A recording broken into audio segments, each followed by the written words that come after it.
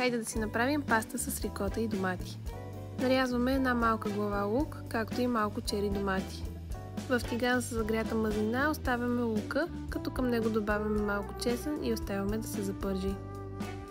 Слагаме и чери доматите и ги оставяме на котлона, докато не омекнат.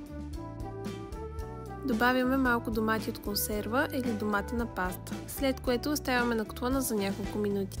Междувременно слагаме пастата да се вари и вкусяваме соса. В случая използвахме сол, малко захар и мащърка. Остана да добавим само и маскарпонето, като добавяме няколко лъжички и оставяме да се подготви на котлона.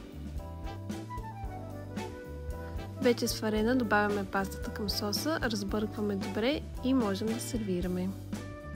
Ако искате още вкусни идеи, се абонирайте за нашия YouTube канал Нашата кухня, където ще откриете множество кулинарни предложения.